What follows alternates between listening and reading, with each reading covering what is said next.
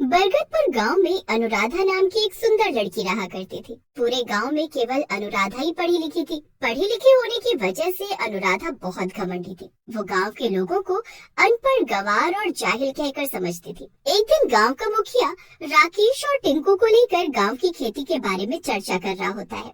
देखो राकेश और टिंकू, इस बार सरसों की फसल बहुत ज्यादा अच्छी होगी है। तुम उसे शहर में अच्छे दामों में बेचना।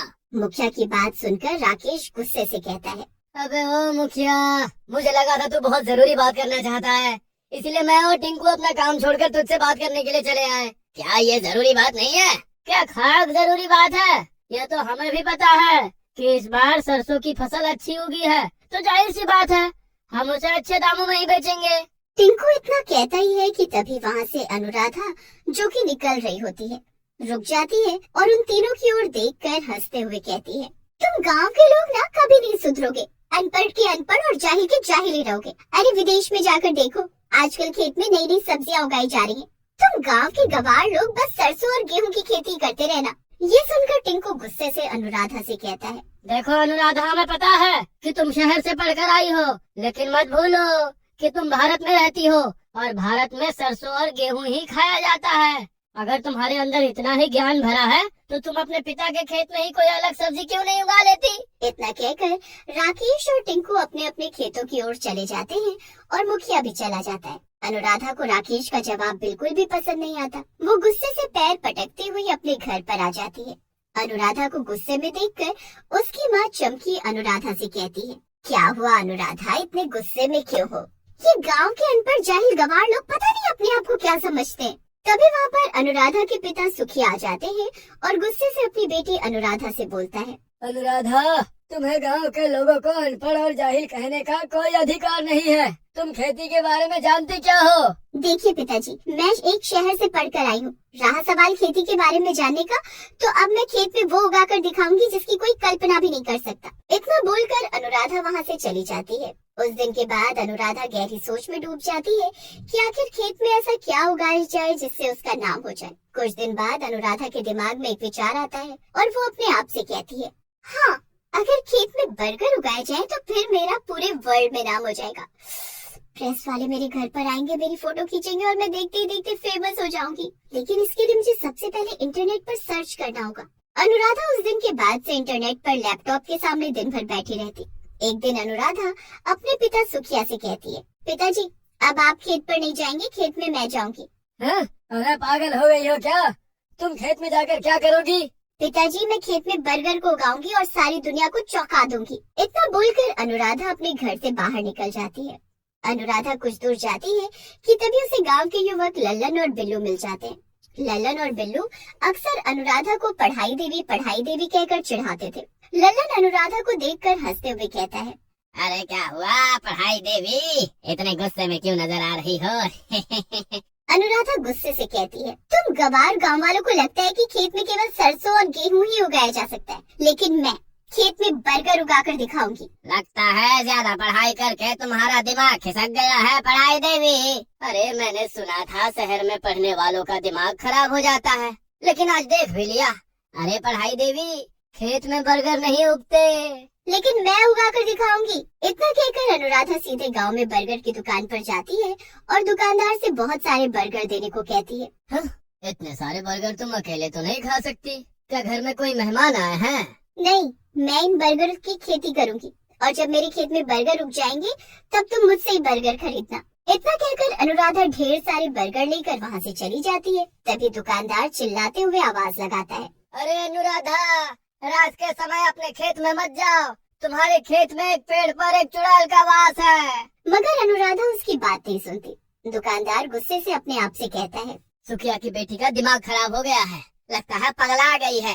मना किया था कि शहर में पढ़ने मत भेज, लेकिन नहीं माना। इधर अनुराधा अपने खेत में चली जाती है और खेत की जमीन खोदकर सारे बर्गर उसमें गाड़ देती है और बड़बड़ाती हुई अपने आप से कहती है, बस अब शहर से केमिकल लाना है, उसके बाद बर्गर उग। अनुराधा इतना कहती है कि तभी वहाँ पर डरावनी आवाजें आनी शुरू हो जाती हैं। अनुराधा बुरी तरह से डर जाती है।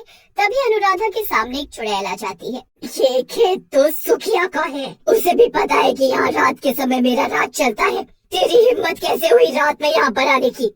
इतना कहकर चुड़ैल अनुराधा को पकड़ लेती है और उसका खून पीकर उसे मार देती है। वाह, मजा आ गया, इसका खून तो काफी स्वादिष्ट था। तभी अनुराधा भी एक चुड़ैल में बदल जाती है और उस चुड़ैल के सामने खड़ी हो जाती है।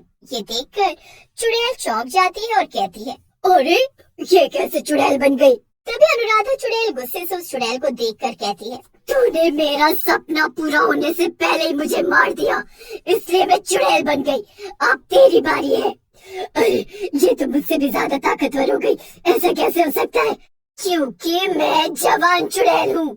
अनुराधा चुड़ैल और दूसरी चुड़ैल को मार देती है और गुस्से से खेत की ओर देखकर कहती है, इन गांव के गंवार लोगों ने मेरा बहुत मजाक उड़ाया है।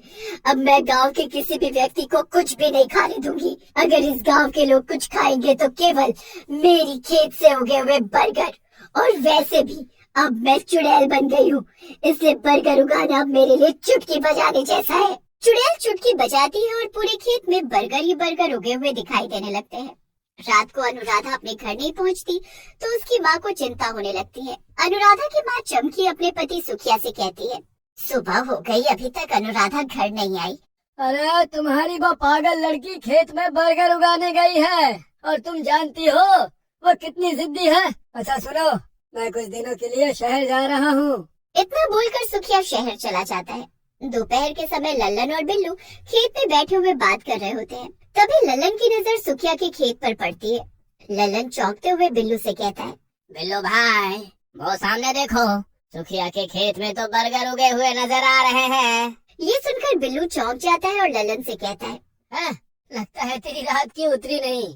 इतना बोलकर बिल्लू जब खेत की ओर देखता है तो वो भी चौंक जाता है। हाँ, तुम तो सही कह रहे हो, कहीं उस पगलेट पढ़ाई देवी ने सच में तो खेत में बर्गर नहीं उगा दिए। अरे अगर ऐसा हुआ तो फिर तो ये चमत्कार हो गया। चलो चलकर देखते हैं। लल्लन और बिल्लू सीधे खेत की ओर चले जाते हैं और आश्चर्य भरी नजरों से उगे हुए बर्गर को देखने लगते हैं। तभी वहाँ पर अनुराधा चुड़ैल आ जाती है। चुड़ैल को देखकर वो दोनों डर जाते हैं। लल्लन डरते हुए बिल्लू की ओर देखकर कहता है, चुड़ैल, अरे ये तो चुड़ैल है बिल्लू भाई। अरे मैंने तो सुना था कि सुखिया चाचा के खेत में रात में चुड़ैल आती है। अरे ये दिन में कहाँ से आ गई? तभी अनुराधा चुड़ैल गुस्से से बिल्लू और लल्लन की ओर देखकर कहती है, उस चुड़ैल को तो मैंने मार दिया, मैं अनुराधा हूँ। अरे अनुराधा, अरे तुम चुड़ैल कैसे बन गई? वो सब छोड़ो, तुम दोनों मेरा बहुत मजाक उड़ाते थे, मुझे पढ़ाई देवी कहकर चिढ़ाते थे। मेरे बर्गर उगाने की बात को लेकर भी तुमने मेरा बहुत मजाक उड़ाया था। अब मैं तुम दोनों को बर्गर खिलाकर मारूंगी। इतना कहकर चुड़ैल जबरदस्ती उन दोनों को बर्गर खिलाने लगती है। चुड़ैल उन दोनों को बर्गर खिला खिलाकर मार डालती है। उस दिन के बाद गांव में कोई भी खाना खाने के लिए बैठता, अनुराधा चुड़ैल वहां प्रकट हो जाती और उसका खाना छीनकर बर्गर खिलाकर उसे मार देती। कुछ ही दिनों में गांव में दहशत का माहौल फैलने लगता है। एक दिन मुखिया उदास बैठा होता है कि तभी वहाँ पर एक तांत्रिक आ जाता है और मुखिया से कहता है, मुखिया, मुझे बहुत तेज भूख लगी है। अरे चले जाओ तांत्रिक बाबा, हमारे गांव में तो लोगों ने डर की वजह से खाना खाना भी छोड़ दिया है। क्यों?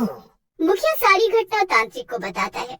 तभी वहाँ पर सुखिया भी आ जाता है और मुखिया से कहता है, अरे मैं अभी शहर से लौटा हूँ मुखिया जी, ये मैं क्या सुन रहा हूँ? तुम्हारी बेटी अब चुड़ैल बन गई है। तांत्रिक मुखिया से कहता है, चिंता मत कर, मुझे उसके खेत में लेकर चल। कुछ ही देर में तांत्रिक गांव वालों को लेकर सुखिया के खेत में पहुंच जाता है और मुखिया से कहता है, अनुराधा चुड़ैल की आत्मा बर्गर के खेत में बसी हुई है, इस खेत को आग लगा दे।